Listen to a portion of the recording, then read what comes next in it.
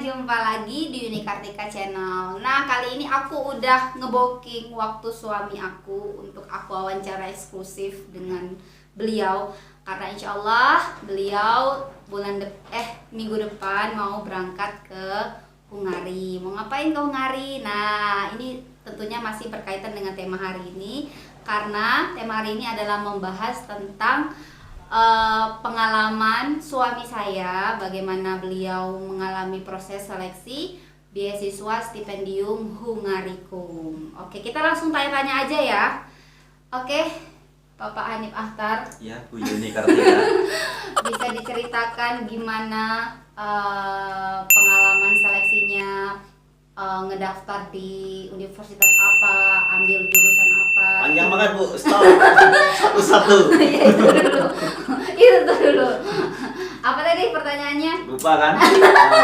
Ya udah, jelasin dulu apa itu beasiswa stipendium Hungarikum. Ya, jadi beasiswa stipendium Hungarikum itu saya ngadepnya ke sana ke sana. Kesini boleh, Oke. kesana berarti kesini salah fokus. Oke, jadi beasiswa stipendium Hungarikum itu beasiswa yang diberikan oleh pemerintah Hungaria melalui Tempus Public Foundation. Jadi beasiswa ini diberikan kepada negara-negara yang memang sudah menjalin hubungan kerjasama bilateral. Nah, salah satunya adalah Indonesia. Jadi Indonesia dapat jatah nih dari Hungaria untuk mendapatkan beasiswa. Nah, tiap tahun sendiri kuotanya berbeda-beda. Untuk tahun ini alhamdulillah kuota untuk Indonesia itu naik. Jadi kalau biasanya dibatasin 50 orang, tahun ini kuotanya jadi 100 orang. Dan mudah-mudahan kedepannya juga terus naik gitu ya. Dan kalau memang negara-negara yang mendapatkan itu sebagian besar memang negara-negara berkembang. Jadi di daftar negara-negara yang available untuk mendaftar itu sebagian besar adalah negara berkembang, dan beruntungnya Indonesia masih mendapatkan itu. Oke. Berapa lama sih proses beasiswanya itu? Sejak daftar sampai lulus itu?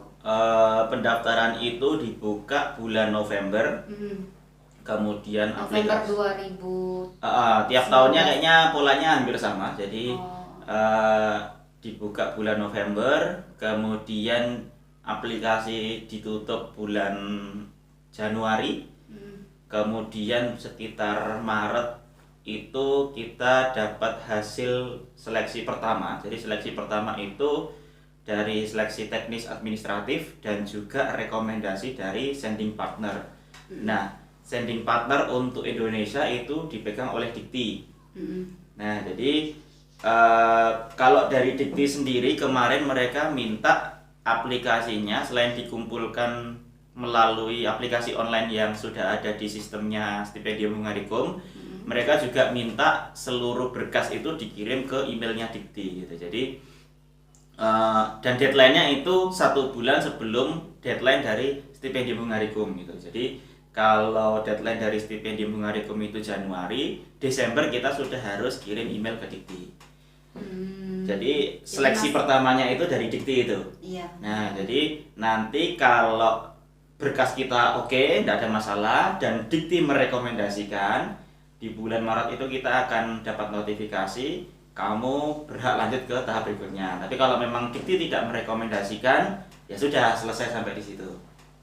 Nah, ketika sudah dapat rekomendasi sekitar bulan April Mei itu ya, itu kita mulai seleksi masuk ke universitasnya. Jadi setelah pengumuman tadi dapat rekomendasi, kita seleksi masuk ke universitas. Nah, jadi kalau enaknya Stipendium Hungarikum ini, kita antara daftar beasiswa sama daftar universitasnya itu nyambung. Jadi nggak terpisah-pisah gitu ya. Kalau kayak LPDP itu kan kita daftar beasiswa sendiri, daftar universitas sendiri gitu kan. Kadang udah dapat univnya tapi nggak dapat beasiswanya, kadang dapat beasiswanya susah nyari universitasnya gitu kan. Nah, kalau ini enggak, jadi prosesnya itu sejalan gitu ya. Jadi sekitar April Mei itu kita seleksi di universitasnya. Nah, kita dikasih 2 pilihan universitasnya itu. Jadi kita boleh memilih 2. Nah, nanti dari 2 itu kita akan diseleksi dua-duanya. Tapi beberapa teman ada yang cuma diseleksi yang di pilihan pertama aja, mungkin karena pilihan keduanya agak gengsi itu ya, menyeleksi tapi dijadikan pilihan kedua. Beberapa ada seperti itu. Tapi kalau saya kemarin diseleksi di dua-duanya, bahkan pilihan kedua dulu yang menghubungi saya dulu kemarin. Jadi pilihan kedua saya daftar di Szeged University of Szeged. Itu ngambilnya saya PhD di bidang education. Mereka kontak saya dulu, jadwal wawancara, kemudian saya wawancara dulu ke yang pilihan kedua. Kemudian habis itu seminggu kemudian baru yang di pilihan pertama. Prosesnya sama. Kalau untuk PhD sebagian besar kita tetap wawancara. Tapi kalau yang master ada yang tidak melakukan wawancara. Jadi seleksinya ada yang cuman melakukan, ada yang tes tertulis, ada yang bikin semacam essay atau artikel gitu ya. Kemudian itu dijadikan bahan seleksinya. Ada juga yang hanya berdasarkan dokumen yang sudah dikumpulkan. Jadi memang tiap universitas punya kebijakan yang berbeda-beda gitu. Nah itu seleksi dari universitasnya. Nah kemudian dari universitas itu akan ngasih pengumuman mereka lolos seleksi univ atau enggak. Itu juga waktunya bervariasi tergantung universitasnya. Ada yang 1 hari itu langsung dapat pengumuman, ada yang sampai 1 bulan gitu ya. Kalau saya kemarin kurang lebih 2 minggu dari wawancara itu dapat pengumuman dari universitasnya lolos atau tidak. Nah kemarin alhamdulillah dua-duanya lolos ya kan? Dari pilihan pertama dan pilihan kedua lolos. Nah kalau sudah lolos dari universitasnya tinggal nunggu pengumuman akhir dari Tempus Public Foundation sebagai pemberi beasiswa. Nah dari cerita sebelumnya sih kalau univnya lolos peluang dapat beasiswanya juga tinggi ya, 90% dapat lah gitu. Kecuali kalau memang yang lolos itu banyak dan kita ada di ranking terakhir gitu. Dan kita tidak masuk ke kuota itu, nah itu bisa kita terpental. Tapi sejauh pengalaman teman-teman yang sudah dapat itu, kalau lolos universitas biasanya dapat beasiswanya juga peluangnya tinggi. Monggo minum dulu. Cheers dulu, cheers. Gitu loh. Panjang juga ya jawabannya. Cuma dari satu pertanyaan tapi udah sekaligus menjawab pertanyaan-pertanyaan saya yang ada di dalam sanubari ini. Iya, nanti durasinya nggak apa-apa, nanti biar nambah menit ininya, view-nya. Oke, pertanyaan selanjutnya adalah apa sih nih kalau misalnya teman-teman mau ikut juga beasiswa stipendium Hungarikum ini, apa sih yang perlu dipersiapkan, yang menjadi basic penilaian itu yang mesti banget dipersiapkan di awal gitu. Oke. Buat teman-teman yang mau ikut. Sebenarnya kalau persiapan standar sih ya semua ketika kita daftar beasiswa hampir sama. Yang pertama memang sertifikat bahasa Inggris itu wajib. Ada persyaratan minimalnya? Tergantung universitasnya. Jadi balik lagi ke universitas. Nanti coba dicek di masing-masing universitas itu persyaratannya beda-beda. Kalau saya kemarin cuman melampirkan TOEFL ITP itu boleh. Skornya 570 itu sudah oke untuk PhD di sana. Alhamdulillah ya, beruntung ya. Iya. Tapi ada juga memang yang harus mensyaratkan IELTS dan harus di atas 7, itu juga ada universitas yang seperti itu. Nah, itu memang tergantung univ dan tergantung jurusannya. Tapi kalau untuk di Hungari sendiri rata-rata nggak terlalu, standarnya nggak setinggi di negara-negara Eropa yang lain gitu ya. Dibandingkan Belanda atau Inggris gitu ya, itu relatif lebih rendah lah untuk syarat bahasa Inggrisnya, karena memang mereka juga bahasa aslinya bukan bahasa Inggris itu kan, mereka menggunakan bahasa Magyar. Nah, pertama itu sertifikat bahasa Inggris harus punya. Kedua pasti kita harus punya motivasi yang kuat dan itu harus tertera dalam motivation letter kita. Gitu. Jadi kenapa sih kita perlu ngambil studi lanjut? Kenapa saya harus sekolah lagi? Kenapa harus di jurusan ini, kenapa harus di universitas ini, kenapa harus di negara ini gitu. Kita harus punya argumen yang kuat dan logis gitu kan, jangan sampai maksa gitu.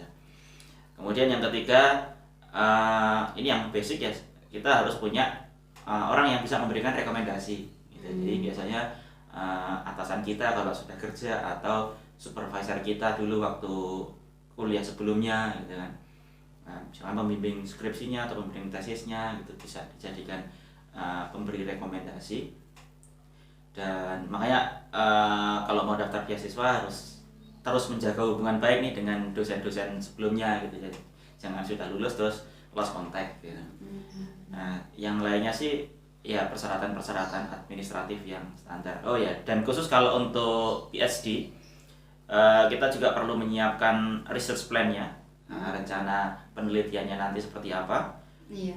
Jadi dibuat sepadat mungkin. Kemarin saya diminta itu kalau dari Univ itu maksimal 4 halaman. Jadi 3 sampai 4 halaman yang harus sudah memuat seluruh research plan kita dari pendahuluan sampai ke metodenya.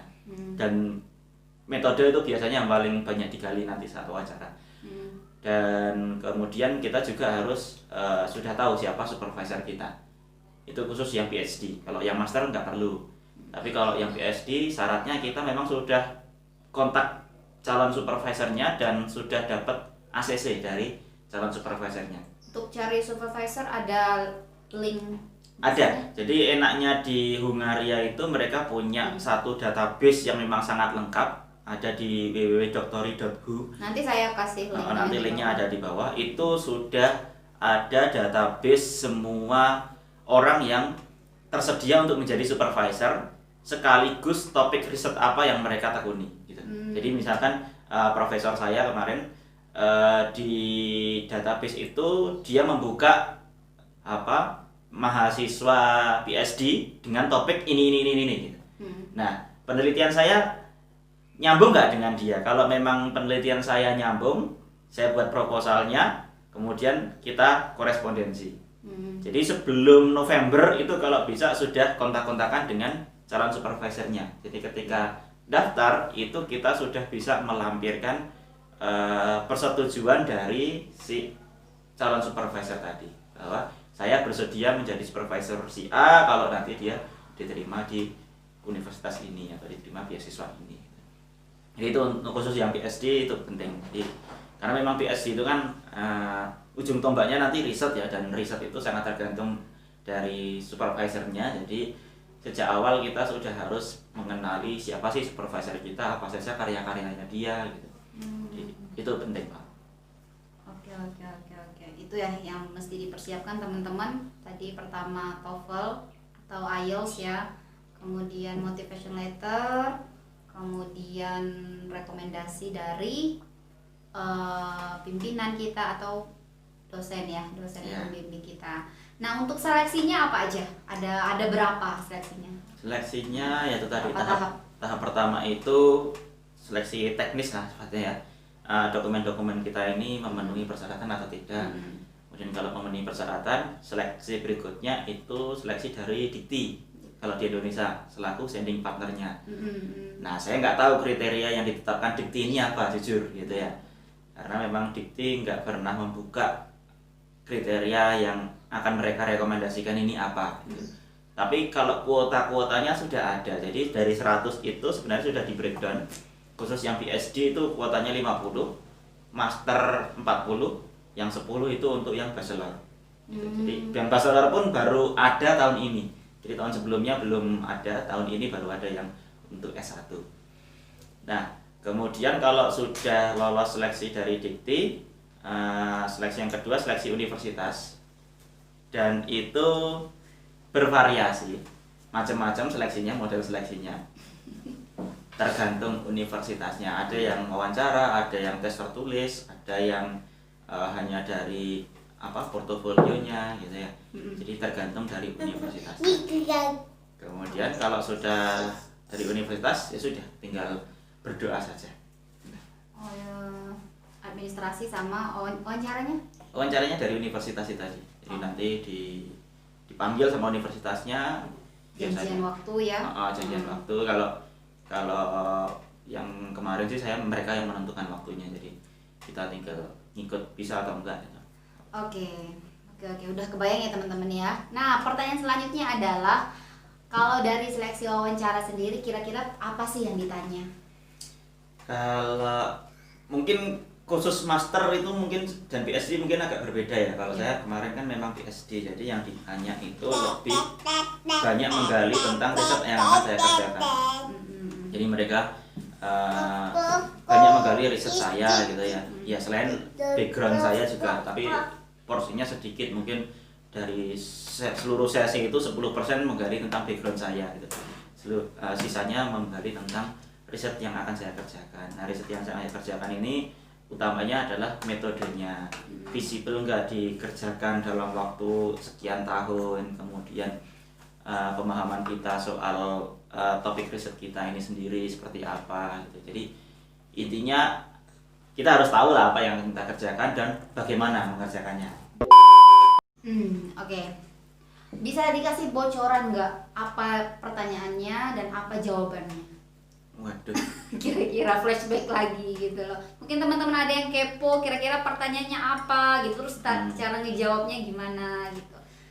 Bisa diceritakan sedikit tentang topik research. Iya, jadi riset saya ini kan tentang computerized adaptive testing gitu kan. Jadi pengembangan computerized adaptive testing untuk mengukur fluid reasoning atau kemampuan penalaran gitu ya. Nah, kemarin di universitas yang di Zagat itu yang pilihan kedua, dia menanyakan kenapa kok tesnya ini digunakan untuk orang dewasa, kenapa nggak untuk anak-anak dan remaja saja gitu kan. Karena kan mungkin menurut beliau, profesornya itu anak-anak dan remaja ini lebih penting untuk dilihat kemampuan penalarannya gitu. Nah, kemarin saya sih jawabnya ya ini sebenarnya lebih ke kepentingan institusi saya sih gitu, karena memang selama ini kita seleksi masuk universitas itu hanya mengandalkan paper and pencil test, dan itu sangat wasting time, apalagi selama ini tiap tahun kita buat soal habis itu buang gitu, padahal kan sebenarnya bisa dimanfaatkan, kita buat bank soal jadi bisa diolah lagi gitu kan. Nah, jadi kenapa orang dewasa ya sebenarnya kepentingannya ke instansi supaya bisa dipakai, supaya bisa dipakai nanti ketika saya sudah selesai gitu. Kemudian ditanya apa lagi ya, banyak menanyain metode sih kemarin itu. Kalau yang di LT itu saya ingatnya itu dia menanyakan mungkin nggak sih ini dilakukan gitu kan, karena memang CAT ini kan prosesnya panjang gitu dan butuh sampel yang sangat besar gitu. Saya di proposal itu menuliskan hanya 500 gitu, padahal kalau idealnya memang di atas 1000 gitu. 500 itu pun sama profesornya sudah diragukan, bisa nggak kamu ngambil data 500 orang dalam waktu 2 tahun gitu. Karena memang pengambilan data sampai lulus itu waktunya 2 tahun. Dan itu pun di Indonesia nanti? Iya, itu di Indonesia gitu. Berarti harus ini ya, apa namanya, kerjasamanya sama jadi kemarin sih ya nggak mungkin dong, saya nggak bisa download gitu kan, karena mau saya nulis di situ kok nggak bisa gitu ya, tetap saya jawab bisa. Caranya saya sih kemarin jawabnya, saya sudah memiliki beberapa kolaborator di Indonesia dan juga beberapa asisten, jadi nanti untuk pengambilan data bisa dibantu mereka, dan saya rasa kalau 500 itu sangat memungkinkan karena kita ngambil datanya secara klasikal di kelas-kelas gitu. Kalau satu kelas itu katakanlah 50 orang gitu kan, berarti hanya butuh 10 kelas untuk mendapatkan 500 subjek itu gitu. Jadi sangat memungkinkan. Saya jawabnya seperti itu, meskipun saya prakteknya juga nggak kebayang nanti seperti apa gitu kan. Iya, karena nggak diawasi langsung kan. Karena memang kalau ini kan tes kognitif ya, jadi memang tes kognitif itu prosedurnya sedikit lebih ketat gitu kan dibandingkan tes non kognitif, karena memang yang kita ukur adalah kemampuan gitu, bukan sikap atau kepribadian mereka gitu. Oke, minum dulu, haus ya. Jadi ini kita buat, kalau kata suami saya harus dibuat ala-ala apa ya? Apa? Formal gitu loh. Kayak bincang-bincang yang di TV-TV TVRI gitu loh. Oke, pertanyaan selanjutnya apa ya? Nah, ini mungkin yang paling penting dan memberikan rasa penasaran yang tinggi adalah apa sih yang ditanggung oleh Stipendium Hungarikum ini, berapa banyak beasiswa yang diberikan gitu, apa aja yang ditanggung sama stipendium ini? Oke, ini pertanyaan yang menarik. Jadi saya bisa menceritakan kelebihan dan kekurangannya gitu kan, karena mungkin dalam bayangan orang-orang itu kalau dapat beasiswa itu keren, beasiswa itu pasti bergelimang harta. Iya. Padahal sesungguhnya. Tapi kalau untuk beasiswa ini saya sih bilang cukup ya, cukup. Jadi kalau kita punya tabungan sih cukup gitu ya, karena mereka memang menanggung yang pertama biaya kuliahnya mereka tanggung, kemudian living allowance itu juga Berarti ditanggung. nggak bayar SPP Nggak bayar SPP selama 4 tahun kalau yang PhD, kalau yang master misalnya 2 tahun. studi lewat Yang bayar sendiri. Oh, berapa sih SPP-nya? Nggak tahu saya. Nggak mikir. Gak mikir ya karena nggak ini. Kayaknya ratusan juta gitu lah ya. Oke, next. Nah, SPP SPP, kemudian living allowance, biaya bulanan itu untuk Ya hidup. mungkin bisa diceritakan berapa kisarannya gitu loh. Ya. Jadi teman-teman bisa ngebayangin gitu loh. Oke, ini PhD sama master beda ya. Kalau PhD sih saya rasa cukup. PhD itu 1 bulan dapat 140.000 foreign. Itu untuk 2 tahun pertama. Itu kalau dirupiahkan ya setara 6,5 sampai 7 juta lah gitu. Gitu. Dan biaya hidup di Hungaria itu relatif setara dengan biaya hidup di Jakarta. Gitu. Kalau saya tadi searching di expartisan.com itu hampir sama lah gitu ya. Biaya hidup di Hungaria dan di Jakarta. Jadi dengan uang bulanan segitu ya standar lah kayak orang hidup di Jakarta dengan gaji 6,5 juta sampai 7 juta gitu kan. Jadi ya bisa lah gitu. Cuman kalau untuk yang master dan S1 itu dapatnya saya lupa, kalau nggak salah hanya 40.000 foreign atau setara ya sekitar 2 jutaan lah gitu. Jadi kalau banget ya. Jadi kalau yang master memang kalau nggak punya sumber lain itu agak berat gitu. Kecuali kalau memang mau hemat ekstrim itu bisa.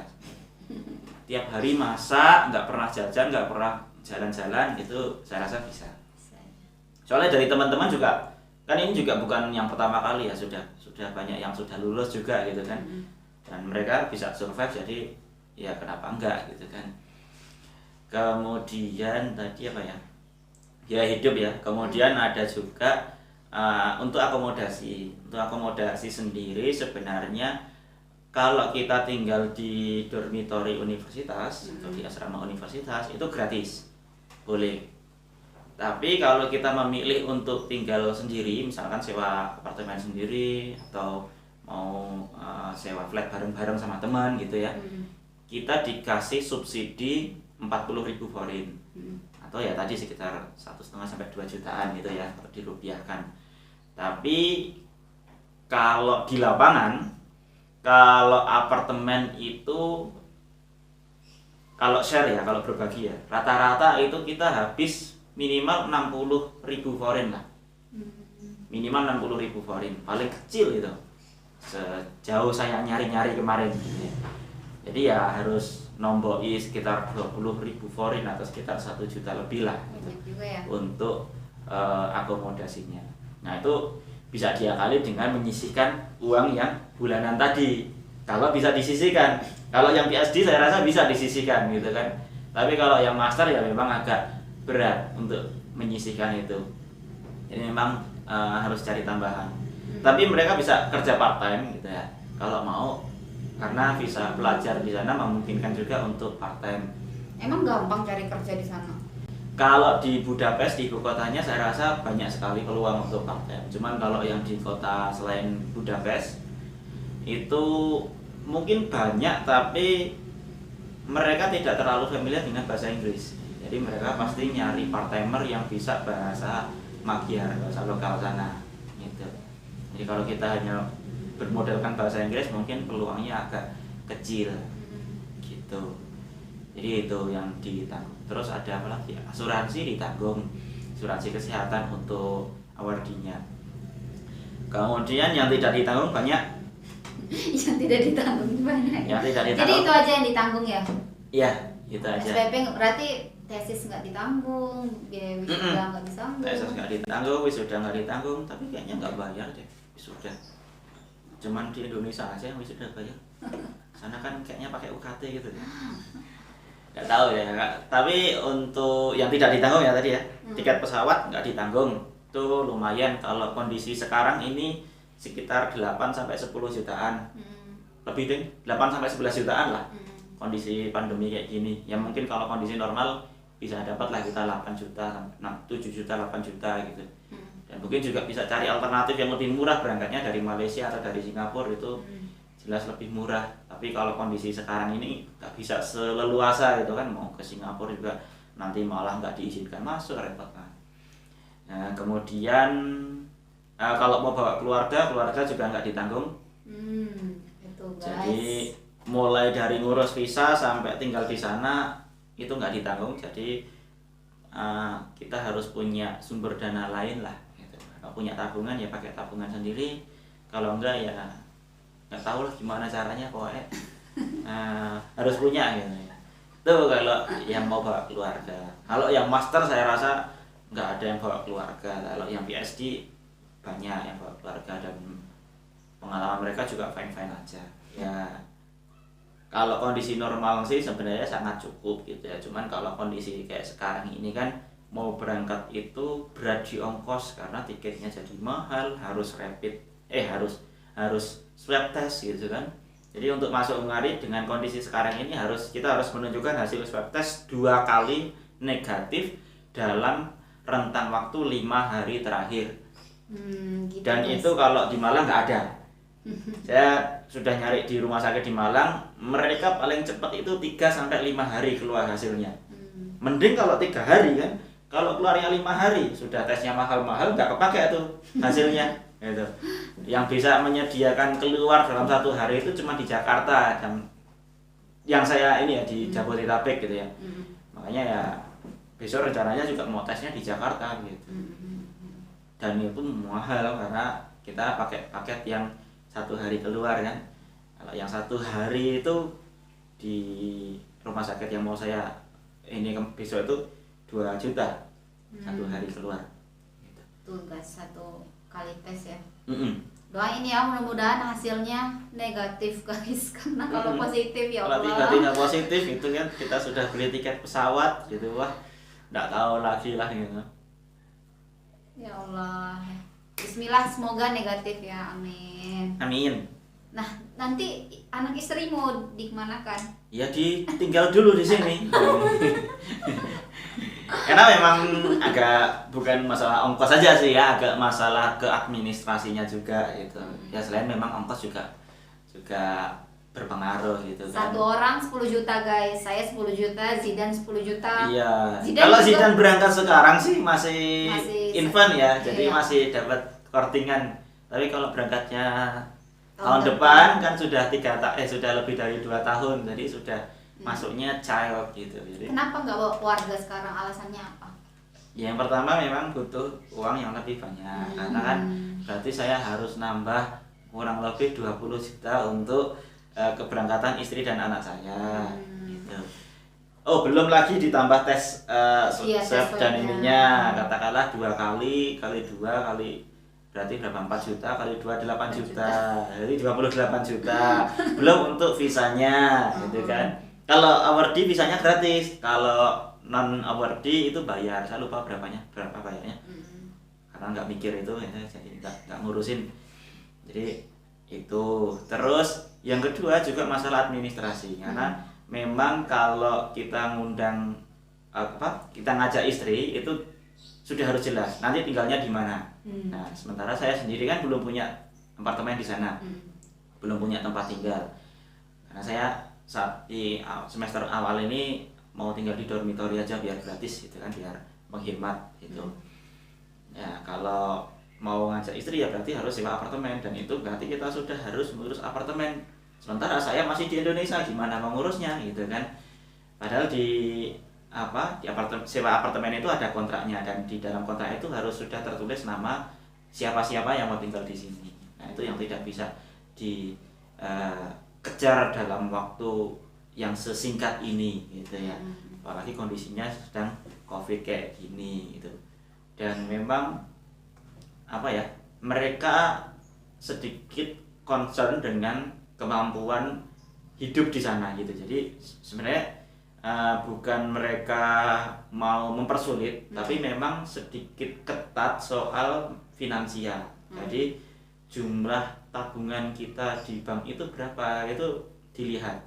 Karena apa? Karena yang ditanggung beasiswa itu kan cuman cuman saya gitu kan, sedangkan istri dan anak itu kan tidak ditanggung beasiswa. Nah, memastikan supaya istri dan anak itu tetap bisa hidup dengan layak di sana itu bagaimana? Ya salah satunya saya harus punya tabungan yang cukup. Nah, masalahnya sekarang belum punya tabungan yang cukup untuk itu gitu. Nah itu teman-teman, jadi dengan berat hati saya dan Zidan tinggal di Indonesia dulu. Insya Allah tahun depan, dan mudah-mudahan tabungannya udah cukup, kami akan nyusul ke Hungari berdua backpackeran sama Zidan. Yeay, doain ya. Oke, sekarang tanya-tanya apa lagi ya? Oh ya, by the way, ngambilnya di mana sih kuliahnya ya? Ambilnya di LT, Edvard Loren University. Edvard Loren University, oke. Itu salah satu universitas tertua dan nomor 1 di Hungaria. Wih, di versinya Hungaria. Banyak versi. Kalau versinya QS sih nomor 3 di Hungaria. Kenapa ngambil di sana, terus ambil permintaan apa? Simple sih, yang ada psikologi cuma di sana sebenarnya.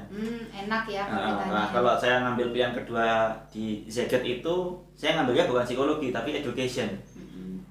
Nah, prioritas pertama ya memang ambil psikologi supaya linear. Gitu.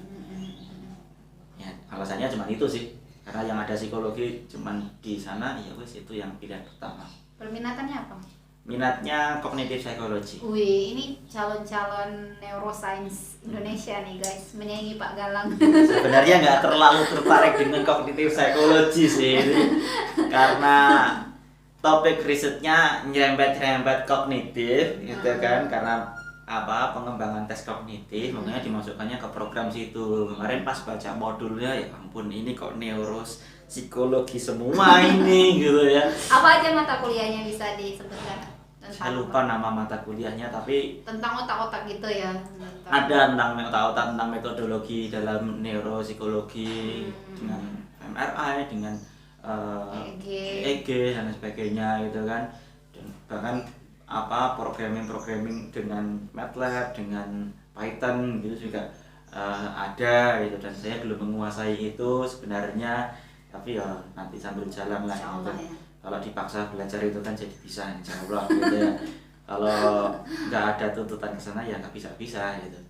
Ya di LT itu kelebihannya apa? Bukan kelebihan sih, terkenal dengan neuroscience ya. Iya, di sana memang kata senior yang sedang kuliah di sana, kognitif psikologinya terutama di neuronya itu memang lebih advance jauh lebih advance dibandingkan yang berkembang di Indonesia. Jadi ya itu salah satu kelebihannya. Kalau yang lain sih relatif sama ya. Kalau yang permintaan lain sih nggak terlalu beda jauh dengan Indonesia. Oh ya, kalau soal ranking nih, sebenarnya di Hungari sendiri rankingnya juga nggak bagus-bagus amat gitu ya. Dibandingkan UGM itu, kalau versinya QS itu masih menangan UGM sebenarnya. Itu guys. Jadi UGM itu kan sekitar berapa? 300-an ya kemarin ya? 300 atau 200-an gitu. Ya sekitar itu lah. Ya LT itu sekitar 500-an gitu. Tapi kalau versinya QS, kalau versinya yang lain, ya versinya THE dan lain sebagainya, itu kayaknya masih unggulan di sana. Masih unggulan yang di Hungari gitu. Jadi sebenarnya ya nggak beda jauh lah kalau dibandingkan dengan di Indonesia. Cuman ya tetap saja iklim akademiknya berbeda ya, karena mereka di Eropa dan mereka mengikuti standar Eropa, lulusannya diakui dengan standar Eropa, jadi ya tetap tuntutannya juga tuntutan ala-ala Eropa. Oke, pertanyaan selanjutnya adalah kenapa sih pilih di Hungari, kenapa nggak di Amerika, iya. di Inggris, di Jerman, New Zealand gitu.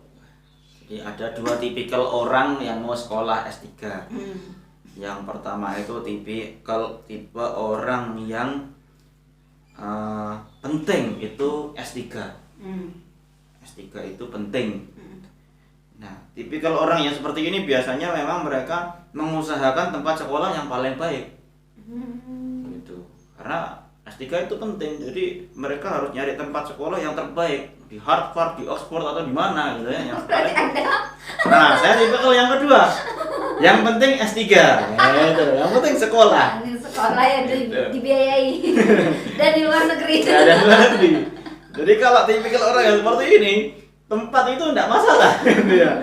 Yang penting sekolah Iya, gitu. iya. Yang penting kita bisa mengembangkan diri, mengembangkan karir kita gitu. Karena kalau dosen kok tidak S3, ya karirnya mentok. Jadi kalau dosen itu ya harus S3. Iya, Gitu. iya. Kalau dosen kok gak S3, karirnya mentok di situ aja, mau naik jabatan sampai profesor ya bisa. Tapi ada nggak sih pengaruh kalau kita kuliah di universitas bergengsi dengan karir kita gitu sebagai dosen? Ya pastinya ada ya. Tapi kan semuanya itu balik lagi ke individu gitu kan. Sehebat apapun kampusnya, kalau orangnya itu nggak pandai membranding dirinya, ya pada akhirnya kepintarannya ya hanya untuk dirinya sendiri. Oke. Gitu. Good. Ilmu yang se-advance itu kalau tidak bisa dibumikan ya hanya untuk dia sendiri. Tapi Iya, betul. kalau kampusnya itu ya kampus melalang buana gitu, tapi brandingnya oke, cara menyampaikan materi di masyarakat oke sehingga bisa diterima, ya saya rasa itu akan lebih banyak membawa manfaat bagi masyarakat luas gitu. Iya. Oke teman-teman, kayaknya ini udah panjang banget nih videonya. Kayaknya sekian dulu aja video kali ini. Kalau teman-teman ada pertanyaan, komen aja di bawah. Mungkin mau request video apa, nanti saya usahakan lagi collab sama suami saya via virtual gitu. Kita mungkin adakan sesi di Zoom atau di Instagram Live gitu ya. Kalau memang requestnya banyak gitu. Tapi mungkin ada closing statement buat para penonton yang pengen yang pengen nge-apply beasiswa ini gimana? Jadi kalau kalian idealis jangan apply beasiswa ini, cari yang lain aja. LPDP itu dapatnya jauh lebih banyak dan tidak punya tanggung jawab moral dibiayai negara lain gitu kan. Jadi ketika di sana itu enjoy saja karena nggak dibiayai negaranya mereka gitu. Tapi kalau kalian pragmatis, apply aja gitu. Peluangnya besar. Jadi yang daftar itu nggak terlalu banyak, seleksinya juga nggak terlalu ketat gitu ya, dan syarat-syaratnya juga nggak terlalu memberatkan gitu ya. Saya pakai TOEFL ITP bisa gitu. Jadi daftar aja. Ya tadi kalau kalian tipikal orang yang penting sekolah gitu ya, boleh daftar ini gitu. Itu aja sih pesan yang tidak inspiratif tapi sangat betul ini, sangat jujur ini. Ya udahlah, yang penting sekolah betul, nggak usah idealis banget mau ini. Tapi memang apa ya, beda ya sekolah di dalam negeri sama di luar negeri itu pasti beda. Sejelek apapun sekolahnya di luar negeri itu tetap atmosfernya itu tetap berbeda gitu. Ya, Jadi karena belajar banyak hal. jadi tetap ada nilai plusnya juga lah gitu kalian sekolah di luar negeri itu ya, meskipun reputasi universitasnya juga nggak bagus-bagus amat gitu ya. Tapi mudah-mudahan Jujur banget sih Pak. Iya, ada apa? Iya. Soalnya saya yakin tuh banyak orang di luar sana yang sama seperti saya. Enggak, mungkin gini, mungkin dia terlalu idealis mau kuliah di sini, terus kesempatan tuh nggak ada, misalnya kayak sulit mau apa beasiswanya atau waktunya yang sulit, akhirnya dia mentok, nggak kepikiran mau lanjut S3 karena udah terpaku sama itu. Iya. Makanya mungkin agak menurunkan Betul. kriteria sedikit. Jadi sepengalaman ini closing statement apa masih ada deh? Pak, lanjut aja. Jadi memang sepengalaman saya berinteraksi dengan orang-orang yang pengen studi lanjut itu, biasanya mereka pertama mentoknya di bahasa Inggris gitu ya. Karena merasa bahasa Inggrisnya kurang bagus, jadi nggak berani daftar, nggak berani tes IELTS karena memang tes IELTS mahal ya, 3 jutaan gitu kan.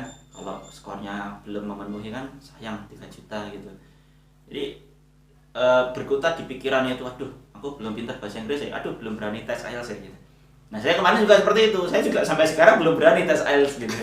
Cuman ya harus nekat aja daftar beasiswa ini dengan skor TOEFL ITP gitu ya.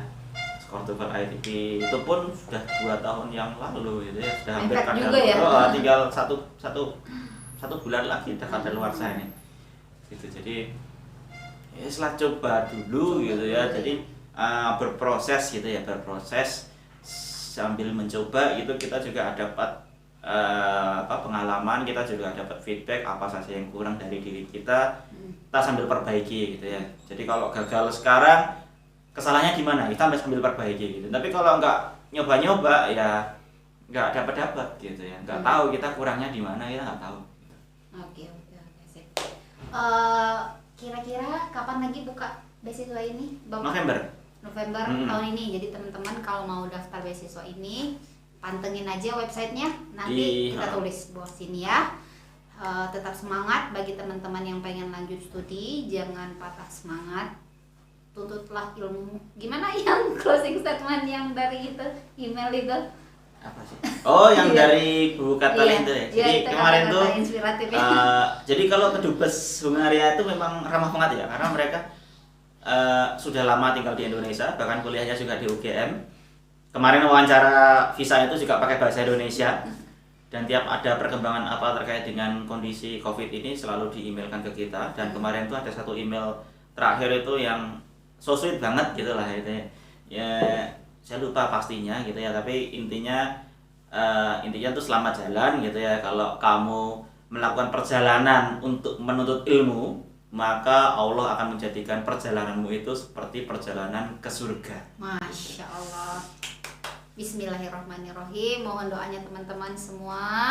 Insya Allah suami saya mau berangkat tanggal 28 ke Jakarta. Nanti mau swab dulu.